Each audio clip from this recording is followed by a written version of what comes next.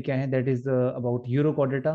तो जैसे कि हम देखते हैं कि एनसीईआरटी में यूरोकॉर्डेटा को इतना एक्सप्लेन नहीं किया गया।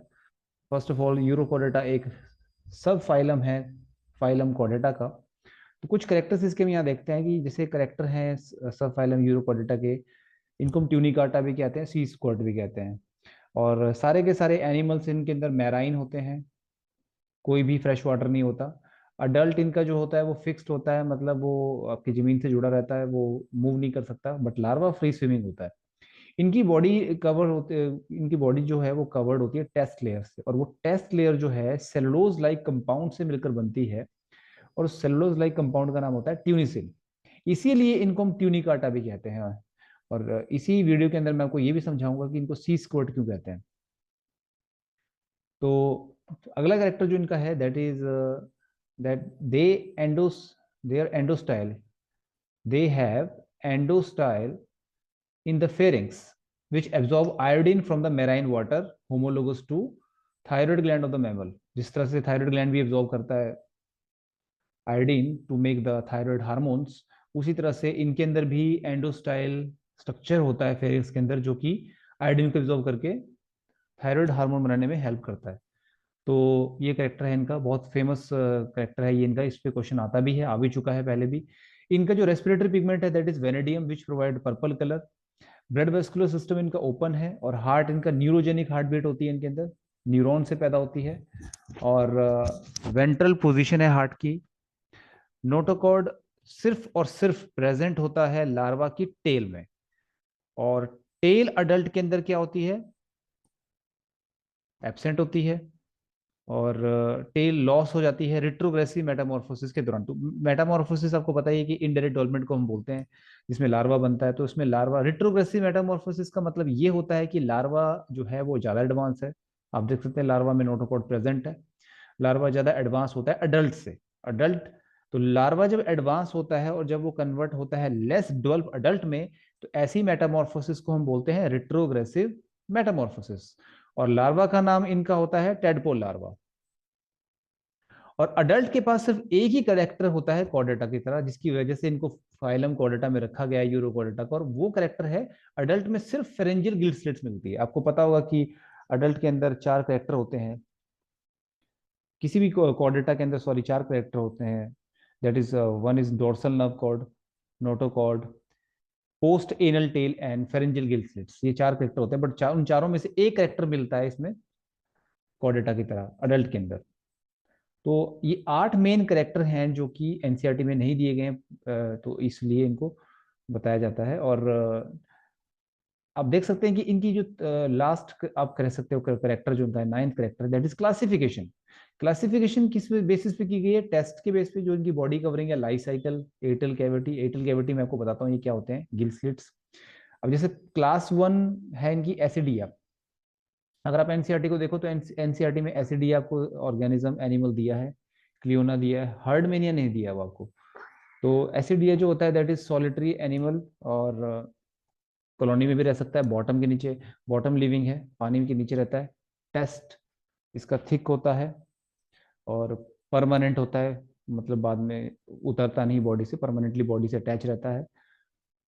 आर्ट्रियोपोर इसका डोर्सल होता है। बहुत सारे गिल्स होते हैं इसके पास। तो एसिडिया, क्लियोना और हर्डमेनिया, ये दो ऑर्गेनिज्म बहुत फेमस है। स्पेशली एसिडिया और हर्डमेनिया को अपने डिटेल में पढ़ना है। थैलिसिया जो आपकी क्लास है, इसके अंदर ये प्लेजिक होती है, मतलब सरफेस के आसपास रहती है ये। और इसका परमानेंट, इसका जो टेस्ट होता है दैट इज थिन, और मसल्स भी प्रेजेंट होते हैं। और आर्ट्रियोपोर एब्सेंट है, टू मैनी गिल्स, दो से लेकर बहुत सारे गिल्स हो सकते हैं। तो पायरोजोमा डोलियोलम, पारियोजोमा डोलियोलम, पारियोजोमा डोलियोलम, और आपका जो साल्पा है ये इसके एग्जाम्पल हैं। और देन इसके अलावा नेक्स्ट हमारा जो है लार्वेसी फैमिली है, लार्वेसी क्लास है। ये भी सरफेस पे रहते हैं, सिंगल रहते हैं ये। इनका इनकी जो टेस्ट कवरिंग होती है दैट इज टेम्परेरी, और एक ही गिल स्लिट होता है इनके पास। ओकिलोप्लूरा इसका एग्जाम्पल है। और इसमें से जो पायरोजोमा है, आप ये याद रख सकते हैं, पायरोजोमा शो बायोल्यूमिनेसेंस, ये बायोल्यूमिनेसेंस भी करता है, ये कई बार पूछ लिया जाता है। Bioluminescence, they both show bioluminescence, emit they emit light basically. So अब हम पर्टिकुलरली एनसीईआरटी के डायग्राम पे जाते हैं और इनको हम ये भी पढ़ेंगे कि इनको सी स्क्वाड क्यों कहा जाता है। अब जैसे कि आप ये देख सकते हैं, ये this is the diagram of heard mania, जो कि एनसीईआरटी में नहीं दिया हुआ है, पर फिर भी ये एग्जाम में बहुत पूछा जाता है बेसिकली। ये इसके दो बॉडी के दो पार्ट हैं। ऊपर वाला पार्ट जो है इसका, that is called as test part, upper part की बॉडी, जो जो ये बॉडी हम इसको बोलते हैं, और ये नीचे वाला पार्ट है foot. Body proper and foot. तो foot act as a receptor as well as respiratory organ. And जो आपका ये टेस्ट है, टेस्ट कवरिंग है जो इसकी बॉडी को कवर करती है, इसके अंदर सेल्स होती हैं, फिब्रिल्स होते हैं, स्पिक्यूल्स होते हैं, इसके अंदर ब्लड वेसल्स होते हैं। तो आप देख सकते हैं यहाँ पे एक एट्रियल अपर्चर पोर है यहाँ पे, और एक ब्रेशियल अपर्चर पोर है। तो इंटरनली इसका डायग्राम आपको नहीं दिया है। अगर आप इसी डायग्राम को यहाँ पे देखें, यहाँ पे इंटरनली डायग्राम दिखाया गया। जो आपका पानी है वो इन करंट साइफन माउथ से होकर आता है, और ये ट्यूनिक लेयर है आपकी बॉडी की, और आपका जो पानी है वो यहाँ से बाहर होता हुआ एक्सक्रेंट साइफन के थ्रू बाहर चला जाता है, देखो। और यहाँ पे इसका एलिमेंट्री कैनाल है। ये अडल्ट की बॉडी का डायग्राम है यहाँ पे। और आप देख सकते हैं कि यहाँ पे बहुत सारे गिल स्लिट्स आपको दिखाई दे रहे हैं। देखिए कितने न्यूमरस गिल स्लिट्स हैं यहाँ पे इसके अंदर। तो पानी यहाँ से एक साइड से आता है और दूसरी साइड से एक्सक्रेंट साइफन से होकर एट्रियम पोर के थ्रू बाहर चला जाता है। मतलब बेसिकली पानी यहाँ से बाहर चला जाता है। एक तरफ से पानी अंदर आता है, एक तरफ से पानी बाहर चला जाता है, ऐसे। और यहाँ पे गिल स्लिट्स, गिल्स मतलब यहाँ पे होते हैं इसके। ये हम पर्टिकुलरली हर्ड मेने की बात कर रहे हैं। और अगर हम हर्ड मेने की लार्वा की बात करें, अब देख सकते हैं आपकी इसमें कहीं भी नोटोकॉड नहीं दिखाया गया है, अडल्ट में होता ही नहीं है। बट इसके लार्वा को, अगर आप टेडपोल लार्वा को अगर आप देखेंगे, तो यहाँ भी ऐसे ही है, पानी आने का सिस्टम ऐसा है, देखो अंदर, और यहाँ पे गिल्स हैं देखो, और यहाँ से पानी बाहर जा रहा है। सेम वही आर्ट्रियो एट्रियम में जो आर्ट्रियोपोर होता है उसके थ्रू बाहर जा रहा है। और अडल्ट में टेल है, और उस टेल के अंदर देखिए नोटोकॉड है। अब लार्वा ज्यादा एडवांस होता है अडल्ट से, आप क्लियरली यहाँ पे ये देख सकते हैं। इसलिए जब well develop larva less develop adult में कन्वर्ट होता है, तो उसको हम बोलते हैं रिट्रोग्रेसिव मेटामॉर्फोसिस। तो ये इस डायग्राम के जरिए आप क्लियरली समझ सकते हैं कि भाई क्या डिफरेंस है अडल्ट और लार्वा के बीच में। और हमारे एनसीईआरटी में जो डायग्राम दिया गया है, आप देख सकते हैं, ये पर्टिकुलरली पेज एनसीईआरटी में सिर्फ एसिडिया का डायग्राम दिया गया है। तो एसिडिया जो है, आपने पढ़ा भी कि एसिडिया क्लास के अंदर ये दोनों हर्डमेनिया और एसिडिया आते हैं। और एसिडिया में भी सेम वही बात है कि बॉडी है इसकी, यहाँ पे बॉडी प्रॉपर है, ये बॉडी प्रॉपर है इसका, और ये फुट है। और इसकी बॉडी जो है दैट इज कवर्ड बाय, यहाँ से फिर वही बात है कि पानी अंदर आएगा और यहाँ से पानी बाहर जाएगा एट्रियल पर्चे के थ्रू, एट्रिल्स। तो ये फुट है जो सबस्ट्रेटम से अटैच है।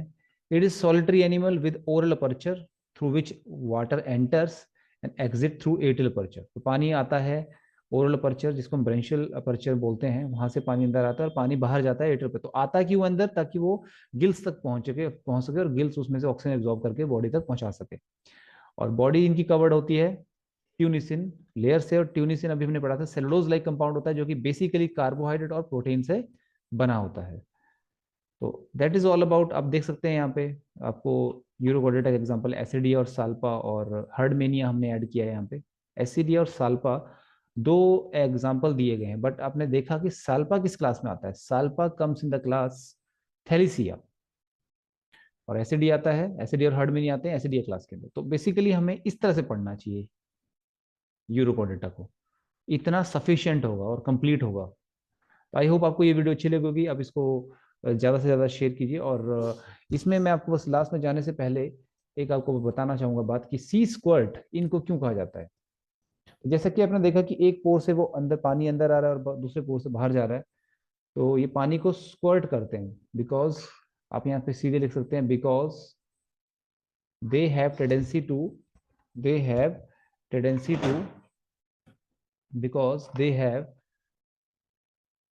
Tendency to squirt. स्क्वर्ट मतलब बाहर फेंकना, squirt out water when they are removed from their watery home. मतलब जिस जगह में पानी में रह रहे हैं वहां से उनको कोई डिस्टर्ब करके हटा दे, और somebody disturb them, somebody disturb them, तब ये पानी अपना बाहर फेंकते हैं।